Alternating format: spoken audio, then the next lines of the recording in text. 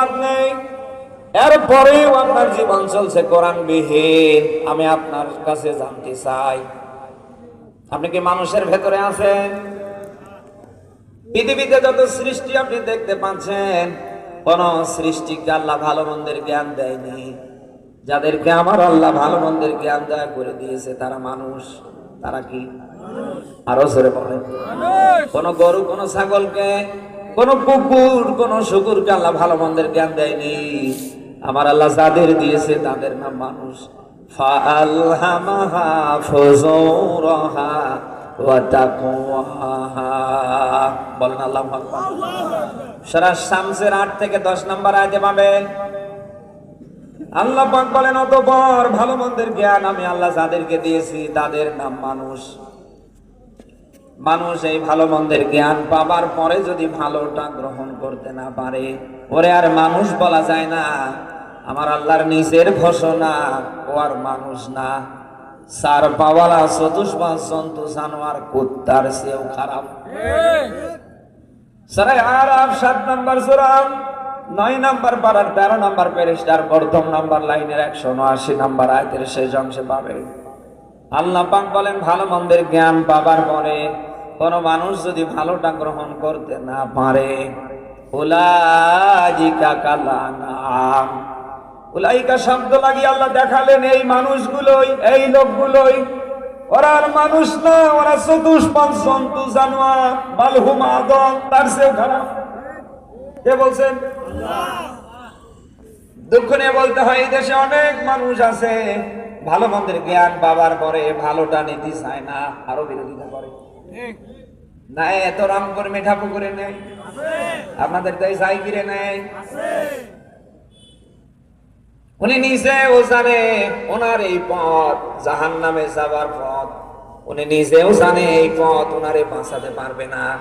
উনি নিজেও জানে উনি যা করছে কিয়ামতে ওনাকে এই জাহান্নামে নিয়ে যাবে, বাঁচাতে পারবে না।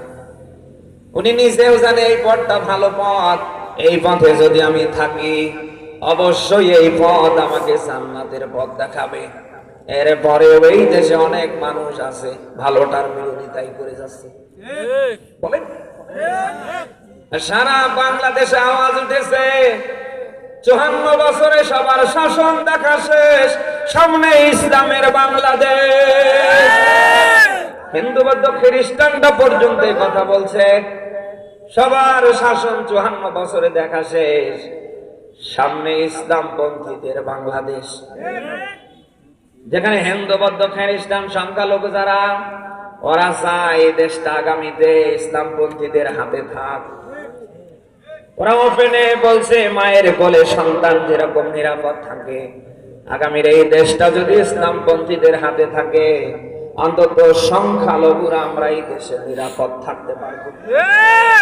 একজন হিন্দু বৌদ্ধ খ্রিস্টান যাদের আপনার মতো ঈমান নেই, যাদের আগা কাটা নেই, যাদের নামের আগে কোনো মোহাম্মদ নেই, নামের শেষে হোসেন মিয়া রহমান কিচ্ছু নেই, যারা আপনার মতো গরুর গোশত খায় না, ওরা চায় এই বাংলাদেশ আগামীতে ইসলামপন্থীদের হাতে থাক। আর আপনি মুসলমানের ঘরে জন্ম নিয়ে আগা কেটে গরুর গোশত খেয়ে, নামের আগে মোহাম্মদ, নামের শেষে হোসেন মিয়া রহমান, কত কিছু দেখলেই মনে হয় জিবরাইল আমিনের ছোট ভাই। আপনি এই দেশে সব চান ইসলাম প্রতিষ্ঠিত হোক, আপনি চান না। না এ তো রংপুরের এই মিঠাপুকুর এই জায়গিরের আশেপাশে নেই, উনি সব চায় এদেশে সব চলুক, কিন্তু ইসলাম যেন আগামীতে না চলে। এই মানুষটা যদি মরে যায়, মরে যাবার পরে এর জন্য গোসল, কাফনের কাপড় পরা, জানাজা কোন দরকার আছে? যে লোকটা চায় না আগামীর বাংলাদেশে ইসলাম প্রতিষ্ঠিত হোক, ইসলাম পন্থীরা ক্ষমতায় যান, মরে গেলে ওর জন্য কিসের গোসল, কিসের কাফন, কিসের জানাজা? আমারে বলেন, কোনটার দরকার আছে? ওরে গোসল করে কাপড় পরিয়ে জানাজা দিলেও তা, না দিলেও তা। আমার তো মনে হয় ওরে হয় আগুনে পুড়িয়ে ফেলার দরকার, নতুবা পানিতে ভাসিয়ে দেবার দরকার। এরকম মানুষ এই দেশে নেই। আপনি যে দলেই করেন অসুবিধা নেই, আপনার দল ভিন্ন হতে পারে, আপনার মতাদর্শ ভিন্ন হতে পারে, কিন্তু আল্লাহর ইসলাম প্রতিষ্ঠিত হবে, ইসলামপন্থীরা ক্ষমতায় যাবে, এই জায়গায় আপনাকে এক হওয়া লাগবে। কিন্তু আমরা দেখতে পাচ্ছি ভিন্ন। সংখ্যালঘুরা, অমুসলিমরা চায় এদেশে ইসলাম প্রতিষ্ঠিত হোক, ইসলামপন্থীরা ক্ষমতার চেয়ারে যাক। আমরা মুসলমানের ঘরে জন্ম নিয়ে আগা কেটে গরুর গোশত খেয়ে আমরা আর পারছি না। আমরা যেন হয়েছি বিশাল এক বাধা। বলেন না কেন? রংপুর মাসে বাধা যতই আসুক, ঝামেলা যতই আসুক, আমরা কি এগুলার পরোয়া সামনে করতে পারি? আমাদের জীবন চলে যেতে পারে, আমাদের সব কিছু শেষ হতে পারে, কিন্তু ঈমান আমরা শেষ করতে পারি না। আমাদের জীবনের সেই ঈমানের দাম কম না বেশি? বলেন। জীবন চলে যেতে পারে, অসুবিধা নেই, কিন্তু ঈমান আমরা বিক্রি করতে পারি না। হ্যাঁ, জীবনের সেই ঈমানের দাম কম না বেশি? মুমিন তো কখনো মাথা নত করে না, হোক না সে বন্দী কারাগারে। মুমিনের উপর জুলুম, অত্যাচার, টর্চার যাই আসুক না কেন, মুমিন ইসলামের পথ থেকে, কোরআনের পথ থেকে একচুল পরিমাণ সরানো যায় না, সামনে যাবে না, যাবে না।